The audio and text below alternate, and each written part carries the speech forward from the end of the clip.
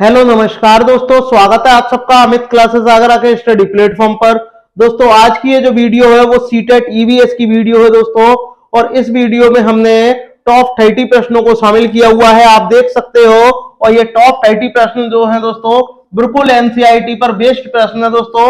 और सभी प्रश्न जो है परीक्षा में यानी सीटेट के एग्जाम में आए हुए प्रश्न है, यानी मैं कह सकता हूं ये सभी ईवीएस के प्रश्न जो है ये प्रीवियस ईयर के क्वेश्चन पेपर से मैंने लिए गए हैं। और ये एकदम बेस्ट प्रैक्टिस रहने वाली है टॉप 30 प्रश्नों की। तो ज्यादा से ज्यादा मेरे भाई बहन लाइव जुड़े और चैनल को एक बार शेयर जरूर करें। और जो भी मेरे भाई बहन पहली बार चैनल पर विजिट कर रहे हैं वो चैनल को सब्सक्राइब कर लें दोस्तों। तो चलिएगा आगे बढ़ते हैं, बात करते हैं बिना देरी करते हुए फर्स्ट प्रश्न की। देखिएगा इसमें आपसे क्या कहा गया है, निम्नलिखित में से कौन सी बीमारी जो है रुके हुए, रुके का मतलब क्या हो गया दोस्तों, ठहरे हुए, जो आपका पानी जो है ठहरा हुआ है उसके इकट्ठा होने से हो जाती है, ये आपको बतानी है। या हो सकती है क्या चेचक है, मलेरिया है, निमोनिया है या रेबीज है, बताइएगा। तो ये कौन सी बीमारी है दोस्तों, ये आपकी मलेरिया है। क्योंकि जहां पानी इकट्ठा होगा वहां मच्छर भी ज्यादा हो जाएंगे, और मच्छर भी ज्यादा हो जाएंगे तो वहां पे जो लोग रहेंगे उनको मलेरिया हो जाएगा दोस्तों। बात करते हैं दोस्तों मलेरिया की, कि मलेरिया जो है एक आपका ये जो है प्रोटोजोआ जनित रोग है। कौन सा रोग है दोस्तों, प्रोटोजोआ, प्रोटोजोआ जनित रोग है दोस्तों, ये अभी आपको ध्यान में रखना है। जबकि बात करते हैं दोस्तों रेबीज की, रेबीज और जो चेचक है ये दोनों जो है आपके विषाणु जनित रोग हैं। ठीक है दोस्तों, विषाणु जनित रोग है, विषाणु जनित रोग है दोस्तों, ये भी आपको ध्यान में रखना है। जबकि निमोनिया की बात करते हैं दोस्तों ये आपका जीवाणु जनित है, जीवाणु जनित रोग है, ये भी आपको ध्यान में रखना है। जबकि बात करते हैं मच्छर की, मच्छर के संबंध में यानी बात करते हैं मलेरिया की, तो मलेरिया की खोज जो है वो किसने की थी, रोनाल्ड रॉस ने की थी। और इसीलिए जो रोनाल्ड रॉस थे, रोनाल्ड रॉस थे, इनको 1902 में नोबेल पुरस्कार भी मिला था। किस लिए मिला था, क्योंकि इन्होंने पता लगाया था कि जो मलेरिया है वो मच्छरों से फैलता है। और इन्होंने ही सर्वप्रथम मच्छर के पेट में ताक झांक की और पता लगाया कि मलेरिया जो बीमारी है वो मच्छरों के द्वारा ही फैलती है।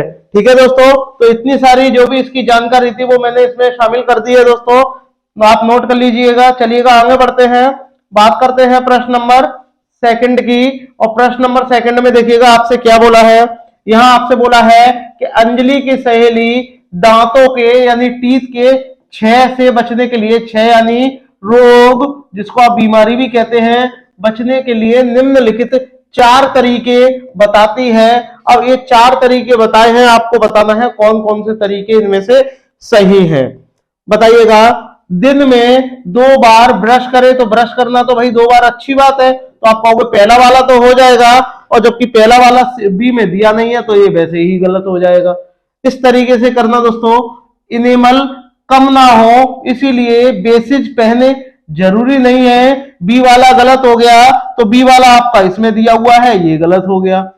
मिठाई, चॉकलेट, कार्बन डाइऑक्साइड युक्त पदार्थ ना ले, यानी कम कर दे, मिठाई वगैरह ज्यादा ना खाए, तो ये वाली बात क्या है, सही बात है दोस्तों। तो सी वाला जो है वो करेक्ट हो जाएगा। अब सी इसमें नहीं दिया है तो आपका एक ही ऑप्शन हो गया, आगे पढ़ने की जरूरत ही नहीं है। आप देखिएगा हर खाने के बाद कुल्ला करे, जरूरी नहीं है। ठीक है, तो आपका जो ऑप्शन डी है वो करेक्ट हो जाएगा, यानी ए वाला जो है वो करेक्ट बताया है और सी वाला भी सही बताया है दोस्तों। तो चलिएगा आगे बढ़ते हैं, बात करते हैं प्रश्न नंबर 3 की। इसमें कहा गया है, देखिएगा दोस्तों इसमें आपसे क्या बोला है, यहां आपसे कहा गया है कि दुर्गा एक गांव में रहती है और वह लकड़ी और गोबर के उपले, उपले का मतलब आप कंडे भी कह सकते हैं, का उपयोग ईंधन के रूप में करती है और चूल्हे पर वह खाना पकाती है। पिछले 3 महीनों से उसे बहुत तेज क्या है, खांसी आ रही है। इसका आपको कारण बताना है कि क्या कारण हो सकता है। तो आपको बताना है, जिसमें से पहला ऑप्शन है जलते हुए ईंधन के धुएं से उसे एलर्जी हो गई होगी। दूसरा है उसकी झोपड़ी के अंदर और बाहर प्रदूषण प्रदूषण का तथा वृद्धावस्था है, ये गलत हो जाएगा। ईंधन के जलने से उत्पादित कार्बन मोनोऑक्साइड, तो मैं आपको बता दूं जो कार्बन मोनोऑक्साइड है ये आपकी सीओ होती है और ये वाहनों से निकलती है, वाहनों से निकलती है दोस्तों, वाहनों से निकलती है। तो ये ईंधन से नहीं प्राप्त होती, ईंधन से कार्बन डाइऑक्साइड निकलती है, उसके श्वसन नली में जमा हो गई है, गलत हो जाएगा ये वाला। तो जलते हुए ईंधन से उत्पादित काला धुआं उसके श्वसन नलिका यानी सांस लेने वाली जो नली है उसमें क्या है, जमा हो गया होगा। तो ये वाला जो है करेक्ट है, ठीक है दोस्तों। और मैं आपको बता दूं सीओ ईंधन से भी प्राप्त होता है, बट वो आधा जला हुआ ईंधन होना चाहिए, आधा यानी अर्ध जला हुआ ईंधन से प्राप्त कौन सी होती है, सीओ होती है। लेकिन ये तो पूरी तरीके से जल रहा है ना, तो इसलिए यहाँ ये वाला जो ऑप्शन है वो गलत हो जाएगा और आपका जो डी है वो करेक्ट हो जाएगा। चलिएगा आगे बढ़ते हैं, बात करते हैं प्रश्न नंबर 4 की। और प्रश्न नंबर देखिएगा 4 में आपसे क्या बोला है, बहुत ही बेहतरीन प्रश्न है। इसमें कहा गया है विटामिन ऐसे पदार्थ हैं जो, अब विटामिन ऐसे पदार्थ हैं जो, ये आपको बताना है कैसे पदार्थ हैं। देखिएगा हीनतांजय रोगों से बचाव के लिए थोड़ी मात्रा में आवश्यक है, सही बात है। हमारी उपापचय दर बढ़ाकर भार में कमी, गलत हो जाएगा। स्वस्थ रहने के लिए दवाई के रूप में विटामिन लिए जाते हैं, नहीं लिए जाते हैं। पेशियों का विकास करके हमें ताकतवर बनाते हैं, पेशी का विकास नहीं होता दोस्तों। तो आपका जो ऑप्शन ए है वो करेक्ट हो जाएगा। हीनतांजय रोग जैसे कि मैं आपको बता दूं रतौंधी हो गया, और जो रतौंधी होता है ये आपका विटामिन ए की कमी के कारण होता है। तो अगर आपको रतौंधी हो गया है, नाइट ब्लाइंडनेस हो गया है, तो आप क्या करोगे, विटामिन ए की कमी हो गई है, तो मैं आपसे कहूंगा कि आप हरी सब्जियां खाएं, हरी सब्जियां खाएं। तो वहां आपको क्या होगा दोस्तों, वहां आपको विटामिन ए की जो कमी होगी वो पूरी हो जाएगी और आपको रतौंधी रोग जो है आपका सही हो जाएगा। तो इस तरीके से आपका ये जो है ऑप्शन जो ए है वो करेक्ट हो जाएगा। ठीक है दोस्तों, चलिएगा आगे बढ़ते हैं। आई होप आपको वीडियो पसंद आ रही होगी, तो सभी भाई बहन शेयर जरूर करें। बात करते हैं रक्त समूह की, कि अब ये आ गया, रक्त की बात आ गई, तो रक्त को हम क्या बोलते हैं, ब्लड भी कहते हैं दोस्तों, क्या बोलते हैं, ब्लड भी कहते हैं। और ब्लड जो ग्रुप है, ब्लड ग्रुप की खोज किसने की, ये आपको बताना है। जो आपका ब्लड ग्रुप की खोज है ये आपकी कार्ल लैंडस्टीनर ने की थी, इसने बताया कि जो ब्लड ग्रुप है वो टोटल 4 हैं। अब आप कहोगे कौन कौन से, तो मैं आपको बताऊं भाई मेरे कि पहला आपका कौन सा, ए हो जाएगा, दूसरा ए बी हो जाएगा, और तीसरा बी हो गया, और लास्ट का चौथा आपका हो गया। ये 4 जो है रक्त समूह है दोस्तों, जो कि किसने बताए थे, लैंडस्टीनर ने ये दिए थे। अब इसमें आपसे क्या बोला है, देखिएगा यहां आपसे कहा गया है कि ओ रक्त समूह एक व्यक्ति है यानी पुरुष है जिसका रक्त समूह क्या है, ओ है, और वह ए रक्त समूह वाली स्त्री से शादी कर लेता है, तो उसके पहले बच्चे का जो रक्त समूह होगा वो ओ होने की संभावना कितनी होगी दोस्तों। तो मैं आपको बताऊं कि अगर जो पुरुष है, यहां मैं बात करूं कुछ इंपॉर्टेंट फैक्ट की, देखिएगा यहां मैं बात करूं कुछ इंपॉर्टेंट फैक्ट की, कि अगर पुरुष है और यहाँ यानी मेल है, यहाँ मेल लिख लो और यहाँ फीमेल लिख लो। अगर जो मेल है उसका ए है या ओ है और दोनों का ही ओ है, तो उसका जो बच्चा होगा वो भी क्या होगा, ओ ही उसका रक्त समूह होगा। अगर मेल का ओ है और फीमेल का ए है, तो इसका क्या होगा, बी होगा, और इसका क्या हो जाएगा, ओ होगा, और इसका बी होगा, तो इसका ए हो जाएगा। और जबकि दोनों का अगर ए होगा तो क्या होगा, या ओ भी हो सकता है या आपका क्या ए भी आ सकता है। तो ये आपको ध्यान में रखना है। बट इनके चांस जो होते हैं दोस्तों 50-50 होते हैं, 50-50 होते हैं। तो आपका जो ऑप्शन जो सी है वो करेक्ट हो जाएगा। ठीक है दोस्तों, चलिएगा आगे बढ़ते हैं नेक्स्ट प्रश्न की ओर। प्रश्न नंबर आपका दिया हुआ है 6, रक्त के बारे में है। रक्त की जांच द्वारा किसकी उपस्थिति से मलेरिया की पहचान होती है? मलेरिया की पहचान प्लाज्मोडियम से होती है दोस्तों।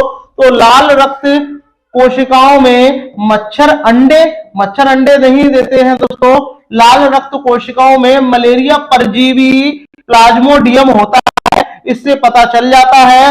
रक्त में क्षतिग्रस्त यकृत कोशिकाएं गलत हो जाएगा, मच्छर के लार्वे भी गलत हो जाएगा। तो आपका जो ऑप्शन बी है वो करेक्ट हो जाएगा। ठीक है दोस्तों, चलिएगा आगे बढ़ते हैं, बात करते हैं प्रश्न नंबर 7 की। और देखिएगा 7 में आपसे क्या बोला है कि मिनी माता रोग ऐसी मछली खाने से होता है जिसमें अधिक मात्रा में पाया जाता है।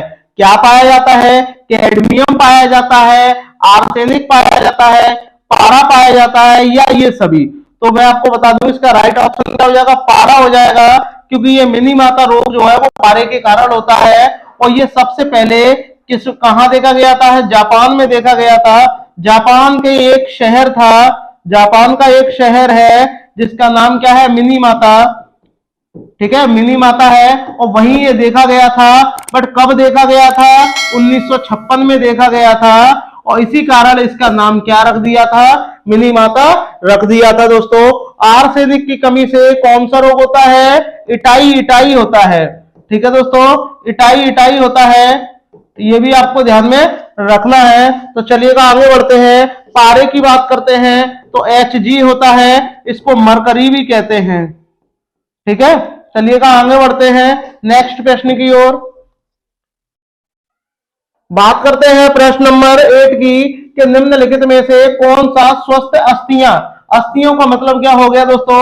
हड्डियां हो गया, और हड्डियों के लिए आवश्यक है। पोटेशियम नहीं होता दोस्तों हड्डियों के लिए, कैल्शियम होता है। बट यहाँ पे भी कैल्शियम है, यहाँ पे भी कैल्शियम है, यहाँ पे भी कैल्शियम है, यहाँ पे भी है, यहाँ पे भी है। तो लेकिन विटामिन सी नहीं होता, विटामिन ई नहीं होता, विटामिन के नहीं होता, विटामिन डी होता है। तो इसीलिए इसका ऑप्शन क्या हो जाएगा? डी जो है वो करेक्ट हो जाएगा दोस्तों। वहीं बात करते हैं दोस्तों, विटामिन के क्या करता है? रुधिर का थक्का जमता है, यानी रक्त के भी हम जिसे कह सकते हैं क्या होता है? रक्त का थक्का जमाने में मदद करता है ये। ठीक है, रक्त का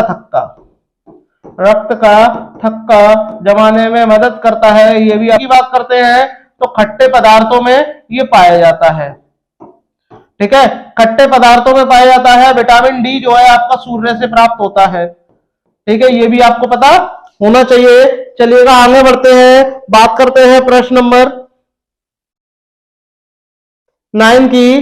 प्रश्न नंबर 9 में बोला है, यदि हम पक्षियों का अवलोकन करते हैं तो हम यह देखते हैं या पाते हैं कि अधिकांश पक्षी अपनी गर्दन अत्यधिक हिलाते हैं। इसका क्या कारण है जो अपनी गर्दन ज्यादातर हिलाते हैं? तो मैं आपको बता दूं, जो पक्षी होते हैं ये अपनी गर्दन को इसलिए घुमाते हैं क्योंकि इनके जो नेत्र होते हैं, और नेत्र जो है इनके क्या होते हैं? घूमते नहीं घूमते हैं, यानी जो पुतली होती है वो आपकी इधर उधर नहीं होती, एक जगह स्थिर होती है। इसी कारण क्या होता है? वो अपनी पूरी गर्दन को घुमाते हैं।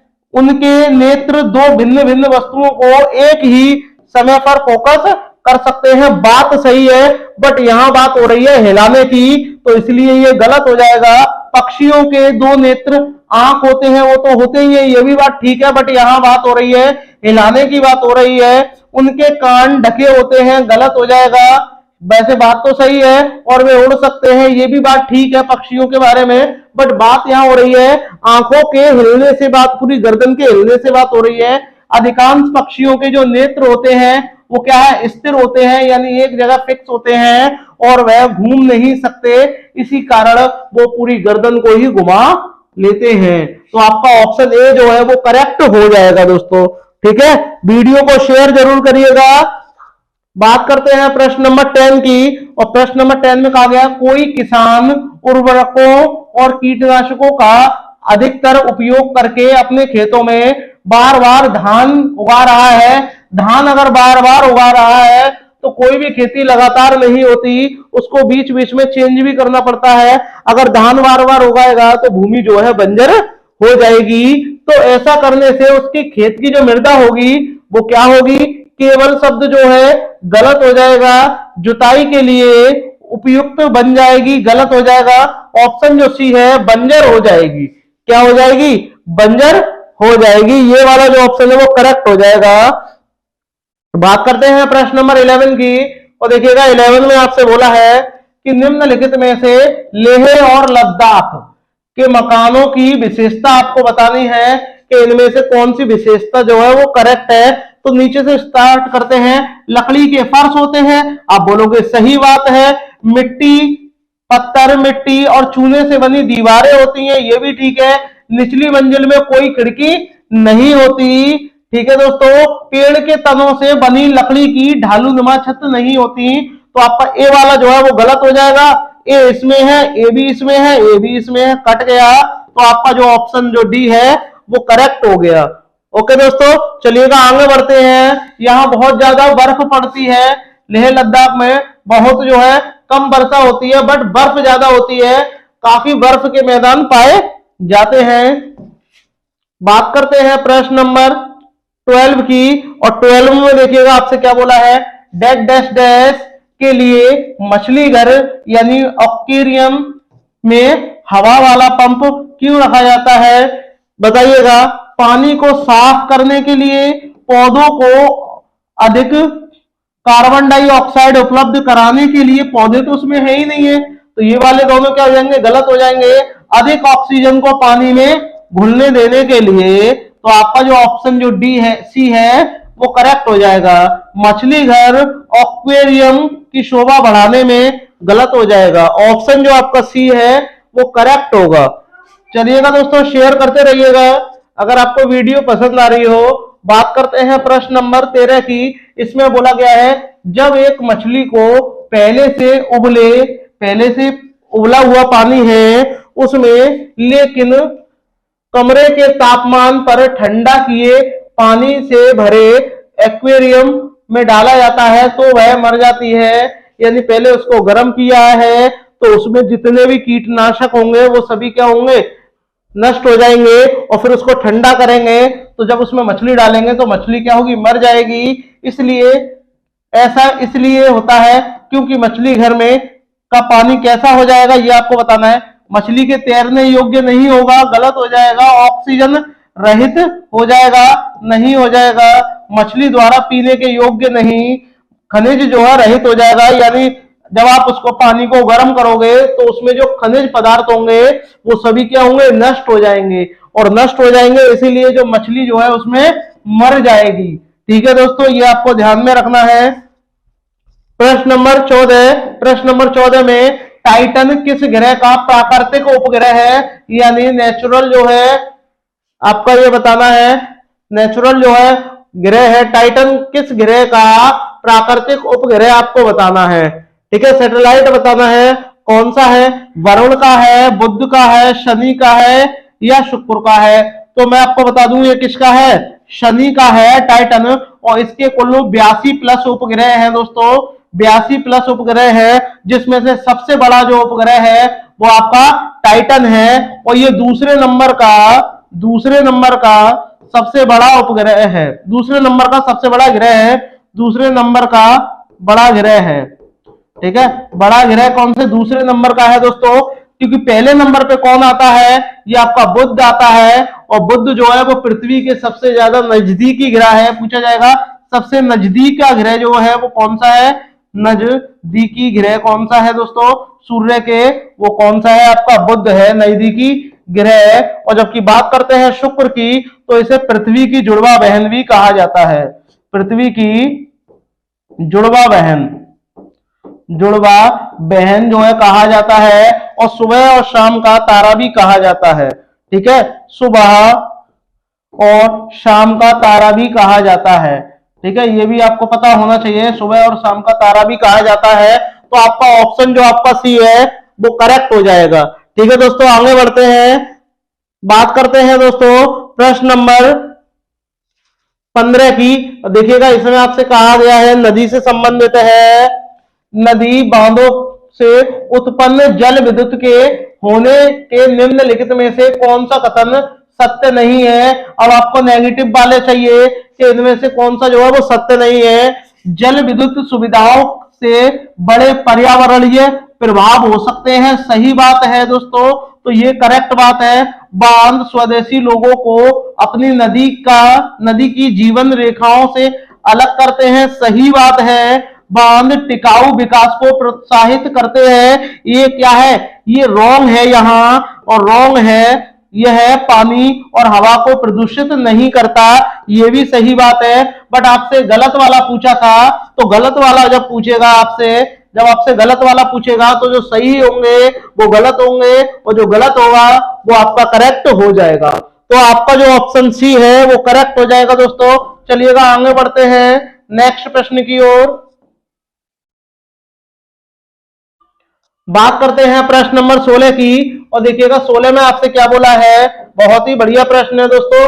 16 वाला जो आपका ये 16 वाला प्रश्न है वो बहुत ही बढ़िया प्रश्न है दोस्तों। देखिएगा यहां आपसे कहा गया है, यदि कोई व्यक्ति 2 जनवरी 2015 को मडगांव से नागरकोइल जाने के लिए रेलगाड़ी में बैठता है, और रेलगाड़ी में इतने बजे यानी 7:45 पर बैठता है, 7:45 पर बैठता है, मडगांव से चली, और वह अगले दिन यानी 3 जनवरी को 2015 को कहां पहुंच गई, नागरकोइल पहुंच गई। बट कितने बजे पहुंची है, ये आपकी 4:45 पर पहुंची है दोस्तों।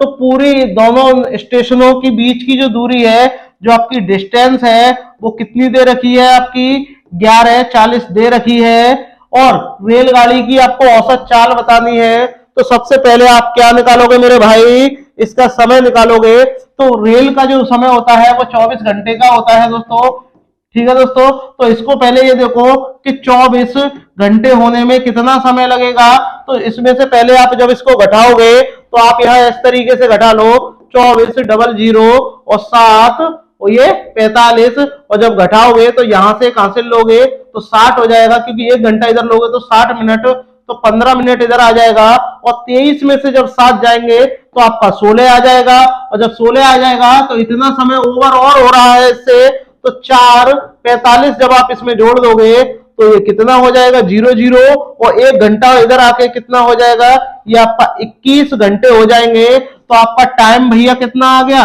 टाइम आपका आ गया 21 घंटे आ गए, और ये इतने किलोमीटर की दूरी है। तो आपको पता होना चाहिए कि स्पीड बराबर क्या होता है, डिस्टेंस अपॉन टाइम होता है। तो जब आप इनकी वैल्यू यहां रख दोगे मेरे भाई, तो 11:4 और यहाँ 21 रख दोगे, तो अब आप इसको जब काटोगे तो ये आसानी से कट जाएगा। तो बताओ ये किससे कटेगा दोस्तों, सबसे पहले आप इसको किससे काटोगे, काटने की कोशिश करो। सबसे पहले हम इसको 3 से कट करेंगे, क्योंकि देखो 4 और 1 6 हो रहे हैं, 6 में आपका भाग जाता है, किसका भाग जाता है दोस्तों, किसका भाग जाता है, 3 का भाग जाएगा। तो 3 से जब इसको काटेंगे, 3 7 21, और 3 से जब इसको काटेंगे 3 3 9 हो जाएगा, 2 इधर आ जाएंगे, 3 8 24 और 1 0, ठीक है दोस्तों।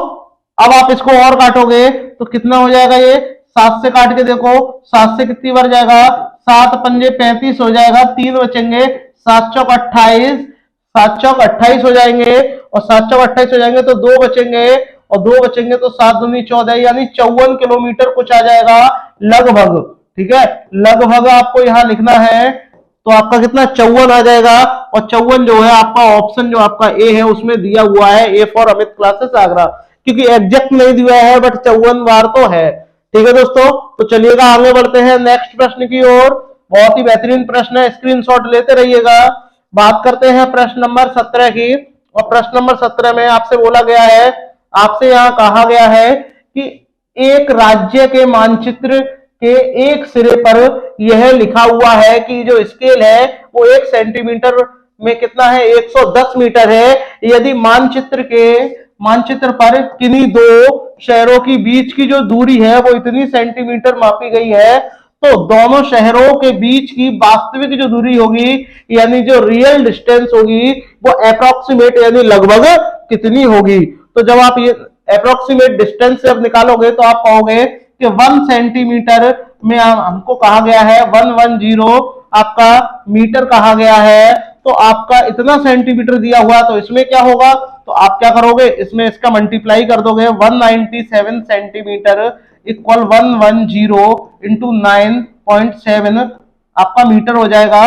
पॉइंट को हटाएंगे तो नीचे 10 आ जाएगा, जीरो से जीरो कट हो जाएगा, और जब 9 का आप इसमें मल्टीप्लाई करेंगे तो लास्ट में 7 आएगा, और 7 ना तो इसमें आ रहा है, ना ही इसमें आ रहा है, ना ही इसमें आ रहा है, किसमें आ रहा है, इसमें आ रहा है, तो आप इतना ही लिख दोगे भैया 0.97 मीटर आ जाएगा। और जब ये मीटर आ जाएगा तो आपसे कहा गया भैया किलोमीटर में दिया हुआ है, तो आप क्या करोगे, इसमें 1000 से क्या है भाग दे दोगे, क्योंकि आपको पता है कि 1 किलोमीटर में 1000 क्या होते हैं, मीटर होते हैं, और 1 मीटर में आपके 1/1000 किलोमीटर होते हैं। तो आप जब इसको हटाओगे यहां से आप लिखोगे 1097 इंटू 1/1000 और ये किलोमीटर, तो जब आप इसका भाग दे दोगे तो 1.097 किलोमीटर आ जाएगा। तो जो आपका ऑप्शन जो ए है, A for Amit classes Agra, ये जो वाला ऑप्शन जो है वो एकदम करेक्ट हो जाएगा दोस्तों। चलिएगा आगे बढ़ते हैं नेक्स्ट प्रश्न की ओर। प्रश्न नंबर 18 और इसमें आपसे बोला है कि यदि आप रेलगाड़ी द्वारा अहमदाबाद यानी जो कि गुजरात में है जाए, तो आपको रेलवे स्टेशन पर अधिकतर बेचने वाले खाने की कौन सी जो चीज है वो बेचते मिलेंगे, तो बताइएगा क्या इडली और चटनी या बड़ा चटनी देखने को मिलेगा, तो ये नहीं मिलेगा, क्योंकि ये जो है आपके कहाँ है, दक्षिण भारतीय के हैं। कहाँ के हैं, दक्षिण भारत के जो है आपके खाने पीने की चीजें हैं, ठीक है, भोजन पदार्थ हैं दक्षिण भारत के, दक्षिण भारतीय है ये, तो ये तो नहीं होगा। जबकि बात करते हैं छोले भटूरे और लस्सी की या पराठा भी आ जाए, तो ये आपके कहाँ के हैं, ये आपके पंजाब के हैं, ये आपके पंजाब के हैं। तो ढोकला आ जाए, चटनी आ जाए, नींबू वाले चावल आ जाए, तो ये वाला जो ऑप्शन है वो करेक्ट हो जाएगा। ये कहाँ के हैं दोस्तों, गुजरात के हैं दोस्तों। चलिएगा आगे बढ़ते हैं। एक और आपसे प्रश्न पूछा जाता है कि लाल चीटी की चटनी कहाँ के लिए प्रसिद्ध है, लाल चीटी की चटनी कहाँ के लिए प्रसिद्ध है, तो ये आपको कमेंट करके मुझे बताना है कहाँ के लिए प्रसिद्ध है ये, ठीक है दोस्तों। नेक्स्ट प्रश्न की ओर चलते हैं। प्रश्न नंबर 19 और प्रश्न नंबर 19 में आपसे क्या बोला है, बाष्पीकरण जो होता है कि प्रक्रिया में निम्नलिखित में से किस स्थिति में सबसे धीमी होती है। धीमी का मतलब कम ही होती है, और कम कहाँ होगा, जहां तापमान जो है वो कम होगा वही क्या होगी, इसकी जो प्रक्रिया होगी वो धीमी होगी। पर यहाँ तापमान बढ़ने की बात हो रही है, इसलिए ये गलत, यहाँ पे भी बढ़ने की बात हो रही है तो ये भी गलत। सतह का क्षेत्रफल बढ़ता है, बढ़ने की बात गलत, तो मैंने बताया था सतह क्षेत्रफल और तापमान में कमी, दोनों में ही कमी होगी, तो बाष्पीकरण की जो प्रक्रिया होगी वो धीमी हो जाएगी। तो आपका जो ऑप्शन बी होगा वो करेक्ट हो जाएगा दोस्तों। शेयर करते रहिएगा, बहुत ही बेहतरीन प्रश्न है। यहां आपसे देखिएगा क्या बोला है कि 15 ग्राम लीटर घनत्व यानी डेंसिटी और 3 ml आयरन यानी आपका Fe फेरिक किस वस्तु का द्रव्यमान क्या होगा, तो आपको पता होना चाहिए। डायरेक्ट आप इनका मल्टीप्लाई करेंगे तो 45 आपका ग्राम आ जाएगा, जो कि आपका ऑप्शन डी में दिया हुआ है। ज्यादा सोचना ही नहीं है इन प्रश्नों में, ठीक है दोस्तों। चलिएगा आगे बढ़ते हैं, बात करते हैं प्रश्न नंबर 21 की। और देखिएगा प्रश्न नंबर 21 में आपसे क्या बोला है, ये आपसे यहाँ कहा गया है अदिश और सदिश राशि के बारे में कहा गया है कि निम्नलिखित में से कौन सी राशि अदिश है। अदिश राशि कौन सी होती है, जिन्हें क्या होता है, सिर्फ परिमाण की आवश्यकता होती है, सिर्फ इनमें क्या होता है, परिमाण होता है, परिमाण होता है। जबकि सदिश कौन सी होती है, सदिश मैं आपको बताऊं जिसमें क्या होगा, परिमाण भी होगा और परिमाण के साथ साथ आपकी डायरेक्शन भी होगी, दिशा भी होगी, तो ये क्या हो जाएगी, आपकी सदिश हो जाएगी। और इसमें से संवेग भी एक क्या है, सदिश राशि है, और भार भी क्या है, सदिश राशि है, गुरुत्वाकर्षण भी सदिश राशि है। बट आपसे अदिश पूछी है तो आपका क्या है, द्रव्यमान हो जाएगा, यानी जो आपका मास है वो करेक्ट हो जाएगा। ठीक है दोस्तों, जो आपका ऑप्शन सी है उस पर आप टिक लगा दोगे। आगे बढ़ते हैं नेक्स्ट प्रश्न की ओर, बात करते हैं प्रश्न नंबर आपका 22 है। और प्रश्न नंबर 22 देखिएगा, बहुत ही बढ़िया प्रश्न है प्रश्न नंबर 22। इसमें आपसे क्या कहा गया है, एक ऐसी वस्तु जिसमें कोई प्रकाश किरण गुजर नहीं सकती, यानी उसमें जब कोई भी प्रकाश किरण, मान लो ये एक वस्तु है और यहां पर मैं क्या रख दूं, यहां पर मैं सन रख दूं, या कोई भी अगर मैं लाइट अगर दूं, तो लाइट जो जाएगी, लाइट जो ऐसे करके जाएगी, लाइट जो ऐसे करके जाएगी, वो क्या होगी, इसके आर पार नहीं आएगी, तो वो क्या होगी, अपारदर्शी होगी। अगर लाइट अगर उस तरफ जाएगी तो वो पारदर्शी होगी, और अगर नहीं जाएगी तो क्या होगी, वो अपारदर्शी होगी। और अपारदर्शी आपके ऑप्शन सी में दिया हुआ है। पारदर्शी का मतलब क्या होता है, जहां से प्रकाश किरण क्या हो जाए, गुजर जाए, ठीक है, गुजर जाएगी। अगर वो गुजर जाएगी तो क्या हो जाएगी, आपकी पारदर्शी हो जाएगी। उत्तल जो है ये एक लेंस है दोस्तों, जो कि आपका प्रयोग होता है चश्मे में। ठीक है दोस्तों, चलिएगा आगे बढ़ते हैं नेक्स्ट प्रश्न की ओर। बात करते हैं प्रश्न नंबर आपके 23 की, और देखिएगा 23 में आपसे क्या बोला है, सांप से संबंधित प्रश्न है दोस्तों। और सांप वाले प्रश्न जो है वो ज्यादातर एग्जामों में पूछे जाते हैं। जब कोई सपेरा वाद्य यंत्र पर बीन को बजाता है तो सांप जो है उसकी ध्वनि पर, अब आपको पता होना चाहिए भारत में सांप, जहरीले जो सांप होते हैं वो 4 प्रकार के पाए जाते हैं। करैत हो गया, नाग हो गया, अफाई हो गया, दुबैया हो गया, मैं आपको कई बार बता चुका हूं, ठीक है। पाए जाते हैं, ध्वनि पर अपने सर को इधर उधर घुमाता है। आपके विचार से सांप वाद्य यंत्र के प्रति अनुक्रिया कैसे कर रहा है, ये आपको बताना है।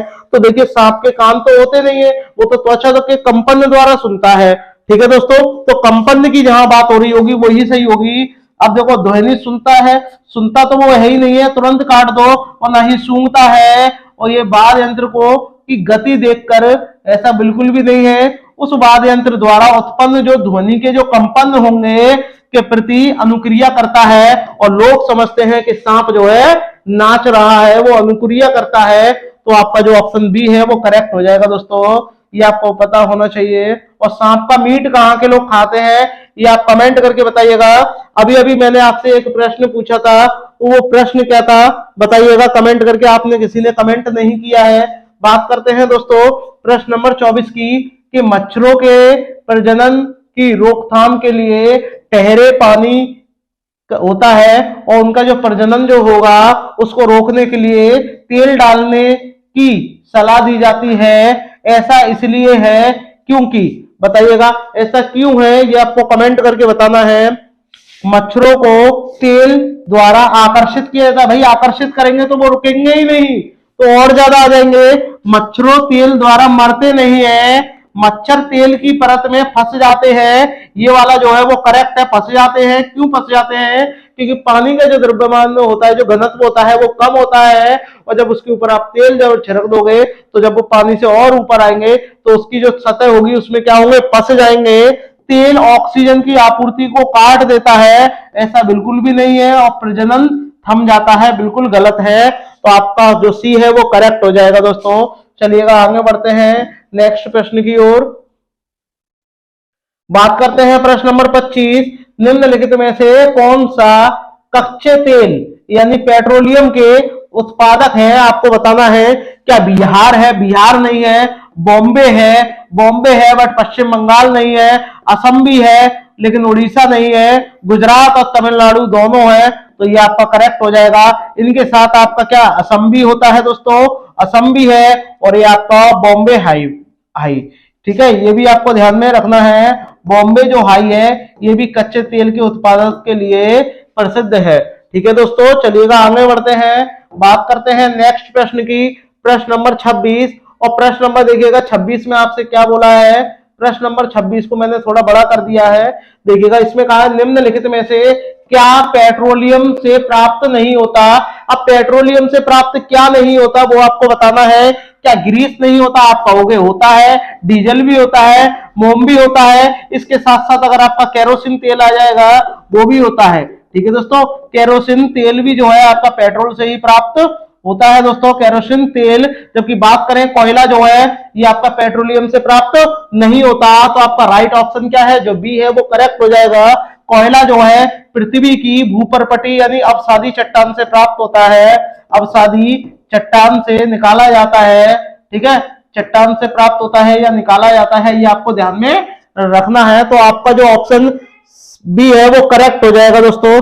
चलिएगा आगे बढ़ते हैं बात करते हैं प्रश्न नंबर 27 की। और देखिएगा प्रश्न नंबर 27 में क्या बोला है आपसे, कांसे के बारे में है। और कांसे के बारे में मैं आपको पहले भी बता चुका हूं, तो कमेंट जरूर करिएगा दोस्तों। कांसा के बारे में सही कथन आपको बताना है। कांसा लोहे चांदी की स्वर्ण भांति के तत्व होते हैं, ये एकदम गलत हो जाएगा। कांसा जो होता है वो तांबा और टिन को पिघलाकर बनाया जाता है, जबकि तांबे की बात करते हैं दोस्तों, तांबा का संकेत क्या होता है, Cu होता है, और टिन का Sn होता है। इन दोनों को पिघलाया जाता है, तब जाके आपके कांसे का निर्माण होता है। तो आपका बी वाला जो ऑप्शन है वो करेक्ट हो जाएगा दोस्तों। कांसा अत्यंत मजबूत होता है, और मजबूत होगा इससे तोप तथा मूर्ति बनाई जाती है, ये वाली बात भी करेक्ट है। ठीक है दोस्तों, मजबूत होता है और इससे तोप और मूर्ति भी बनाई जाती है। कांसे के बर्तन एल्यूमिनियम के बर्तनों की तुलना में हल्के होते हैं, नहीं होते, भारी होते हैं। एल्यूमिनियम हल्की होती है, परंतु जो कांसा होता है ये बहुत ज्यादा भारी होता है। तो आपका डी वाला भी गलत हो जाएगा, ए भी गलत हो गया। तो ए और डी जिसमें है वो गलत हो जाएंगे, ए और डी जिसमें है वो गलत हो जाएंगे। तो ए और डी दोनों में है। आपका जो ऑप्शन बी है वो करेक्ट हो जाएगा दोस्तों। ऑप्शन जो बी है वो करेक्ट होगा। ठीक है दोस्तों, चलिएगा आगे बढ़ते हैं, नेक्स्ट प्रश्न की बात करते हैं। प्रश्न नंबर आपका 28 और प्रश्न नंबर देखिएगा 28 में आपसे क्या बोला है, निम्नलिखित में से पेट्रोलियम के सही अभिलक्षण चुनिए।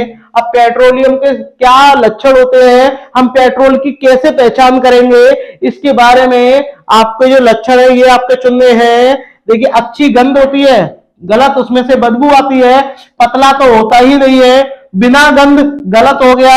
बदबूदार होता है परंतु पतला नहीं होता, क्या होता है, बदबूदार होता है। और गाढ़ा भी होता है, और गहरे रंग का ये क्या है, तेल होता है दोस्तों, ये आपको ध्यान में रखना है। तो आपका ऑप्शन जो सी है वो करेक्ट हो जाएगा। बात करते हैं प्रश्न नंबर 29 की। और 29 में देखिएगा आपसे क्या बोला है कि रेखा की मां डैश डैश डैश के लिए रोजाना तालाब से पानी लाए पानी में क्या डालती है, फिटकरी डालती है।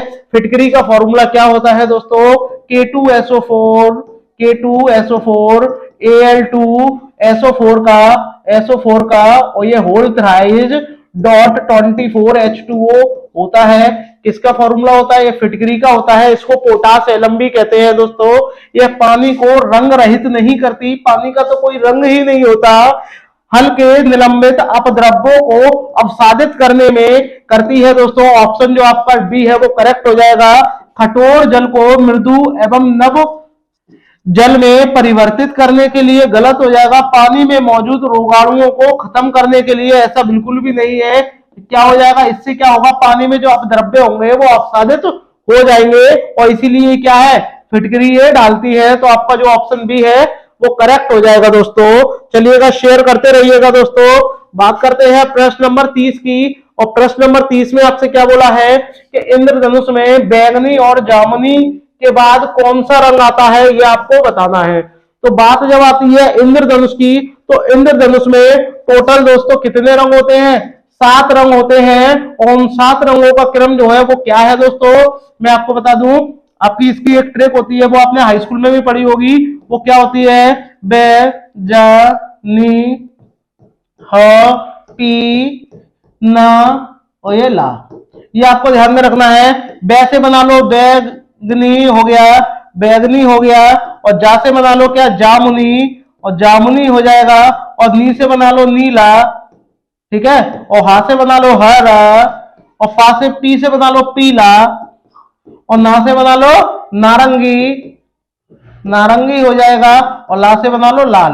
अब आपसे क्या पूछा है कि बैगनी और जामुनी के बाद, बैगनी और जामुनी के बाद कौन से रंग आता है, कौन सा रंग आता है। आप बोलो सर बैगनी और ये जो आपका जामुनी है, बैगनी और जामुनी है, इसके बाद में नी आता है। नी का मतलब क्या है, नीला आता है। तो आपका जो ऑप्शन ए है, A for Amit classes Agra, correct हो जाएगा।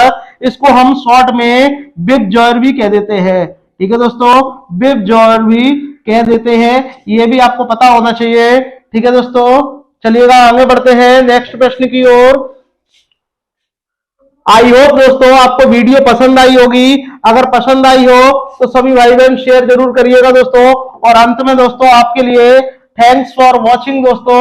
अगर आप इसकी पीडीएफ प्राप्त करना चाहते हैं, अगर आप इसकी पीडीएफ प्राप्त करना चाहते हैं तो आप हमारे टेलीग्राम चैनल को भी ज्वाइन कर सकते हैं, जिसका नाम क्या है, अमित क्लासेस आगरा के नाम से है।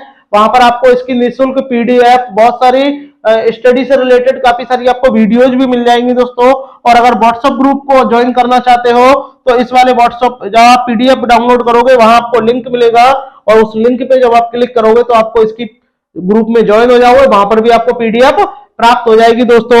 और अंत में सिर्फ इतना ही, अगर आपको वीडियो पसंद आई हो मेरी तो एक बार शेयर और सब्सक्राइब जरूर करिएगा दोस्तों। मिलते हैं नेक्स्ट वीडियो में, तब तक के लिए धन्यवाद दोस्तों।